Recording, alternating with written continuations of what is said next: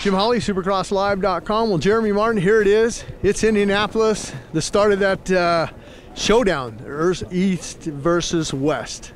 Yeah, it's exciting. It's a big deal, and it should be. I think there'll be a lot of crazy stuff happening tomorrow. So I'm looking forward to it and racing the track and seeing what happens. Something I've been looking on is your results. Back-to-back podiums the last 2 weekends. You had that win in the Triple Crown in Atlanta. It seems like everything is gelling right now with the Geico Honda team and Jeremy Martin. Yeah, we're just getting better. You know, I mean, we kind of got off to a slow start in there in the beginning of the season, and now we're just we're clicking in a groove and just trying to get better every weekend and go to track to track.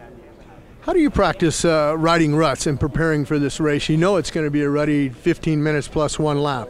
Yeah, I mean, I don't know. I rode in Colorado this weekend. It was pretty hard, but I grew up in these conditions, and I think if you're, I've always been more comfortable, and I prefer this. So I always smile when I think Indy.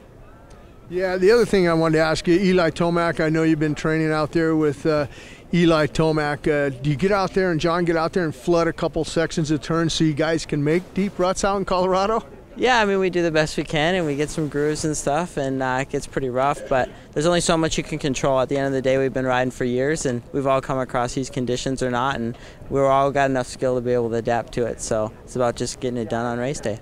One last question for you. You're going to make mistakes out there during that main event. How do you settle yourself down after you make a mistake? Do you talk to yourself like, oh, it's all right, don't worry, no problem?